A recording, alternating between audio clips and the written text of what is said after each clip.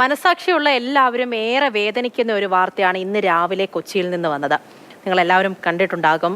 വാടക വീട്ടിൽ കിടപ്പ് രോഗിയായ സ്വന്തം അച്ഛനെ ഉപേക്ഷിച്ചു പോയ മകനും കുടുംബവും. ശരിക്കും ആ അച്ഛൻ, ആ കിടപ്പിലായ അച്ഛൻ്റെ വാക്കുകൾ കേട്ടാൽ പോലും സങ്കടം വരും. 2 ദിവസം ആ അച്ഛൻ പട്ടിണിയിലായിരുന്നു.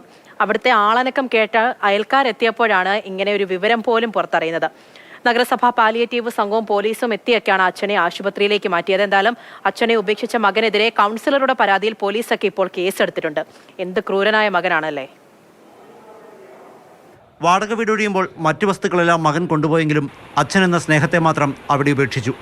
തൃപ്പൂണിത്തുറ എരൂർ ലേബർ ജംഗ്ഷനിലെ വാടക വീട്ടിൽ ശയ്യാവലംബിയായി കഴിയുന്ന ഷൺമുഖനെ അയൽക്കാരാണ് കണ്ടെത്തിയത്. വാടക വീട് ഒഴിയുന്നതിനെ ചൊല്ലി ഉടമയും അജിത്തുമായി തർക്കമുണ്ടായിരുന്നു. പോലീസിൽ പരാതിയുമെത്തി. അജിത്ത് സാധനങ്ങൾ കൊണ്ടുപോയപ്പോൾ വീട് ഒഴിഞ്ഞതാണെന്നാണ് അയൽക്കാർ കരുതിയത്. അനക്കം കെട്ട് ഇന്നലെ അയൽക്കാരെത്തിയപ്പോഴാണ് ഷൺമുഖനെ കണ്ടത്. അവർ ഭക്ഷണം നൽകിയെങ്കിലും കഴിക്കാനാവാത്ത അവസ്ഥയിലായിരുന്നു. വിവരമറിഞ്ഞ് മാതൃഭൂമി ന്യൂസ് സംഘം അവിടെ എത്തുമ്പോൾ ആ അച്ഛൻ തീർത്തും അവശനായിരുന്നു. 2 ദിവസമായി മറ്റെല്ലാവരും മാറിയിട്ട്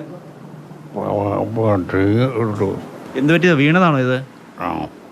നഗരസഭാ കൗൺസിലറുടെ നേതൃത്വത്തിൽ പെയിൻ ആൻഡ് പാലിയേറ്റീവ് പ്രവർത്തകരും പോലീസും എത്തി പ്രഥമ ശുശ്രൂഷ നൽകി ഷൺമുഖനെ തൃപ്പൂണിത്തുറ താലൂക്ക് ആശുപത്രിയിലേക്ക് മാറ്റി. ആങ്ങളെയും പെങ്ങന്മാർ 2 പേരുണ്ട്.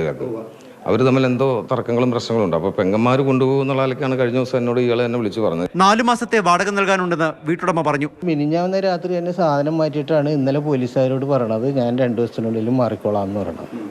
വാഗമണ്ണിന് വിനോദയാത്ര പോയെന്നാണ് ഇയാൾ പോലീസിനെ അറിയിച്ചത്. തീർത്ഥയാത്രയിലാണെന്നാണ് നാട്ടുകാരോട് പറഞ്ഞത്. സ്വന്തം കാര്യം പോലും നിർവഹിക്കാൻ പറ്റാത്തൊരു സാഹചര്യത്തിലാണ് അദ്ദേഹം ഉള്ളത്. അതുകൂടാതെ തന്നെ ഭക്ഷണം മര്യാദയ്ക്ക് കൊടുത്തിട്ടില്ല. അപ്പം ഇതിൻ്റെ എല്ലാ വകുപ്പുകളെല്ലാം ചേർത്തിട്ടാണ് കേസെടുക്കുക. അത് ഉപേക്ഷിച്ചു പോയതിനാണ് കേസെടുത്തത്. ദൃശ്യമാധ്യമ വാർത്തയുടെ അടിസ്ഥാനത്തിൽ മനുഷ്യാവകാശ കമ്മീഷൻ സ്വമേധയാ കേസെടുത്തു. ജില്ലാ ഭരണകൂടവും റിപ്പോർട്ട് തേടിയിട്ടുണ്ട്. മാതാപിതാക്കളെ സംരക്ഷിക്കാത്ത മക്കൾക്കെതിരെ നിയമ നടപടിയെടുക്കാൻ വകുപ്പുള്ള നാട്ടിലാണ് ഈ സംഭവവികാസങ്ങൾ എന്നതാണ് ഖേദകരമായ കാര്യം. ഒപ്പം 100% സാക്ഷരർ എന്നഭിമാനിക്കുന്ന മലയാളികൾക്ക് മാതാപിതാക്കളോടുള്ള സ്നേഹവും കരുണയുമൊക്കെ വറ്റുകയാണോ എന്ന ചോദ്യം വീണ്ടും ഈ സംഭവം ഉയർത്തുന്നു. ആന്റണി ഗ്രിഗറിക്കൊപ്പം പ്രദീപ് ജോസഫ്, മാതൃഭൂമി ന്യൂസ്, കൊച്ചി. പ്രദീപ് ജോസഫ് തന്നെ നമ്മുടെ കൂടെയുണ്ട്. പ്രദീപ്, തീർച്ചയായിട്ടും കേസെടുക്കുക തന്നെ വേണം. ആ അച്ഛൻ ശരിക്കും മകന് വേണ്ടിയായിരിക്കും കിടപ്പിലാവുന്നതിന് തൊട്ട് മുമ്പ് അറിയിച്ചത്. അതിനുശേഷമായിരിക്കും ഒരു പക്ഷേ കണ്ണടിയാവുന്നത്. പ്രശ്നങ്ങൾ ഉണ്ടാകാം, പോട്ടെ.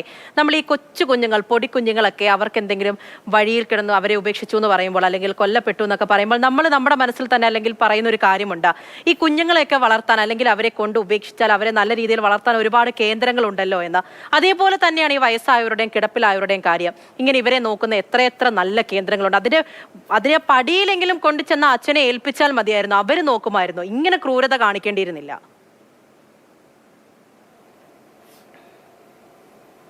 അതെ പൂജ, ശരിയാണ്. വാടക വീട്ടിൽ നിന്ന് മറ്റ് സാധനങ്ങളെല്ലാമായി ഇറങ്ങുമ്പോൾ അച്ഛനെന്ന സ്നേഹത്തെ മാത്രം അവിടെ ഉപേക്ഷിച്ചു എന്ന് പറയുന്നത് ഒട്ടും അതിശയോക്തി തന്നെയല്ല. കാരണം ഒരു ഭാഗ്യം കൊണ്ട് എന്ന് തന്നെ പറയേണ്ടിയിരിക്കുന്നു. അയൽക്കാർ ഇദ്ദേഹത്തിൻ്റെ ഞരക്കവും മൂളലും ഒക്കെ കേട്ടാണ് ഇങ്ങനെ ഈ വീട്ടിൽ ആരോ ഒരാൾ ഉണ്ട് എന്ന് മനസ്സിലാക്കുന്നത്. അങ്ങനെ ജനൽ തുറന്ന് നോക്കുമ്പോഴാണ് ശയ്യാവലംബിയായ ഈ മനുഷ്യനെ കാണുന്നത്. ഏതാണ്ട് 70 വയസ്സ് പ്രായമുണ്ട് അദ്ദേഹത്തിന്. ഷൺമുഖൻ എന്നാണ് ഇദ്ദേഹത്തിൻ്റെ മകനായ അജിത്ത് അച്ഛൻ്റെ പേരായി ഈ വാടക വീടിൻ്റെ ഉടമയോടും മറ്റും പറഞ്ഞിരിക്കുന്നത്. അതത്ര ശരിയാണോ എന്ന് 100% അദ്ദേഹത്തിനോ നമുക്കോ പോലീസിനോ ആർക്കും ഉറപ്പില്ല. എന്തായിരുന്നാലും ദീർഘനാളായി അദ്ദേഹം കിടപ്പിലാണ് എന്നറിയുന്നു. പക്ഷേ അദ്ദേഹം വീട്ടിലെത്തുമ്പോൾ, വാടക വീട്ടിലേക്ക് വരുമ്പോൾ ഇങ്ങനെയൊരു കിടപ്പ് രോഗി ഉണ്ട് എന്ന് തനിക്ക് പോലും അറിയില്ലായിരുന്നു എന്നാണ് ഈ വീട് വാടകയ്ക്ക് നൽകിയ ഉടമയായ സുനിൽ പറയുന്നത്. അങ്ങനെ ഇത്തരത്തിൽ ഒരാൾ അവിടെ കിടക്കുന്നത് കൊണ്ട് അയൽക്കാർ ഇന്നലെയും ഇന്ന് രാവിലെയുമൊക്കെയായി അല്പം ഭക്ഷണവും മറ്റും നൽകി. പക്ഷേ തന്നെ ഈ ഭക്ഷണം എടുത്ത് കഴിക്കാൻ പോലും അദ്ദേഹത്തിന് കഴിയുന്നില്ല. എന്തിനും ഒന്ന് തിരിഞ്ഞോ മറിഞ്ഞോ കിടക്കാൻ പോലും കഴിയാത്ത അവസ്ഥയിലാണ് അദ്ദേഹം. എങ്ങനെയാണ് ഇങ്ങനെ സംഭവിച്ചത്, മക്കളൊക്കെ എവിടെയെന്ന് ഞാൻ ചോദിക്കുമ്പോൾ അദ്ദേഹത്തിന് മറുപടി തീർച്ചും അവ്യക്തമായിരുന്നു. സംസാരിക്കുന്ന കാര്യങ്ങൾ ഒട്ടും തെളിവില്ലാതെയാണ് സംസാരിക്കുന്നത്. ഓർമ്മയ്ക്കും എന്തോ പ്രശ്നമുള്ളതുപോലെ. എന്തായിരുന്നാലും തൃപ്പൂണിത്തുറ നഗരസഭ വൈസ് ചെയർമാൻ കൂടിയായ അവിടുത്തെ കൗൺസിലർ അതിവേഗം ഇടപെട്ടു, പോലീസിൽ അറിയിച്ചു. കൂടാതെ തൃപ്പൂണിത്തുറയിലെ പെയിൻ ആൻഡ് പാലിയേറ്റീവ് വിഭാഗത്തെ വിവരം അറിയിച്ചു. അവരും എത്തി അദ്ദേഹത്തിൻ്റെ ശരീരമൊക്കെ വൃത്തിയാക്കി വളരെ പെട്ടെന്ന് താലൂക്ക് ആശുപത്രിയിലേക്ക് മാറ്റുകയായിരുന്നു. മകൻ വിനോദയാത്രയിലാണോ തീർത്ഥയാത്രയിലാണോ എന്ന് വ്യക്തമല്ല. അടുത്തുള്ള ഒരു വീട്ടുകാരോട് പറഞ്ഞത് തീർത്ഥയാത്രയിലാണ് എന്നാണ്. എന്നാൽ തൃപ്പൂണിത്തുറ പോലീസ് വിളിച്ചപ്പോൾ പറഞ്ഞത് വിനോദയാത്രയിലാണ് എന്നാണ്. എന്തായിരുന്നാലും വരുമ്പോൾ ഏറ്റെടുത്ത് കൊള്ളാം അച്ഛനെ എന്നും ഈ മകൻ പോലീസിനോട് പറഞ്ഞിട്ടുണ്ട്. എത്രമാത്രം സാധ്യമാകുമെന്നറിയില്ല. പക്ഷേ ആ കുടുംബങ്ങളിൽ പല പല പ്രശ്നങ്ങളും ഉണ്ടായിരിക്കാം. ഈ മകനും അദ്ദേഹത്തിൻ്റെ സഹോദരിമാരും തമ്മിൽ ചില പ്രശ്നങ്ങൾ ഉണ്ട് എന്നാണ് നാട്ടുകാർ പറയുന്നത്. അതിൻ്റെയൊക്കെ ഫലമായിട്ടായിരിക്കാം ഇത്തരത്തിൽ ഒരു ആശയക്കുഴപ്പങ്ങൾ അല്ലെങ്കിൽ പ്രശ്നങ്ങളൊക്കെ ഉണ്ടാകുന്നത്. പക്ഷേ ഇതൊന്നും അദ്ദേഹത്തെ ഉപേക്ഷിച്ചതിന് അല്ലെങ്കിൽ കൂടെ കൂട്ടാതെ പോയതിന് ന്യായീകരണമാകുന്നില്ല എന്ന് നമുക്കറിയാം. ഒപ്പം തന്നെ ഈ ഉപേക്ഷിക്കപ്പെട്ട മനുഷ്യൻ്റെ പെൺമക്കളെയും പോലീസും മറ്റും ചേർന്ന് വിവരം അറിയിച്ചിട്ടുണ്ട്. അവരും ഇദ്ദേഹത്തെ സ്വീകരിക്കാൻ എത്തും എന്നുള്ള പ്രതീക്ഷയാണ് നിലവിൽ ഉള്ളത്. അതല്ലെങ്കിൽ മറ്റേതെങ്കിലും അഭയകേന്ദ്രങ്ങളിലേക്ക് മാറ്റേണ്ടി വരും. നമുക്കറിയാം നിലവിൽ സർക്കാരിന് ഇത്തരത്തിലുള്ള ആളുകളെ സംരക്ഷിക്കുന്നതിന് നിരവധി പദ്ധതികളുണ്ട്. പ്രത്യേകിച്ച് സാമൂഹിക സുരക്ഷാ വകുപ്പിൻ്റെയൊക്കെ പദ്ധതികളുണ്ട്. അത്തരം ഏതെങ്കിലും ഒരു കേന്ദ്രത്തിലേക്ക് മാറ്റേണ്ടി വരും.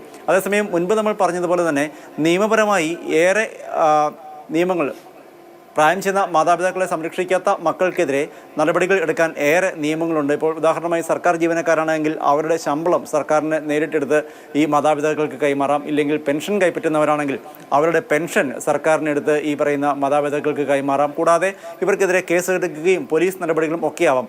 ഇത്രയൊക്കെ നിയമങ്ങൾ ഉണ്ടായിട്ടും ഇതൊന്നും പാലിക്കാൻ ആരും തയ്യാറാവുന്നില്ല. മാത്രമല്ല അത്രയും നിയമമൊക്കെ ഉണ്ട്, എന്നിട്ട് കൂടിയാണ് ഇങ്ങനെയുള്ള സംഭവങ്ങൾ നമ്മുടെ കേരളത്തിൽ ആവർത്തിക്കുക എന്നുള്ളതാണ്. നിയമത്തെ പേടിച്ചിട്ടാണെങ്കിലും ഇങ്ങനെയൊക്കെ ചെയ്യരുത്. അങ്ങനെ പേടിച്ചല്ല നമ്മുടെ മാതാപിതാക്കളെ നമ്മൾ നോക്കട്ടെ. നമുക്ക് വേണ്ടി ജീവിച്ചവരാണ്.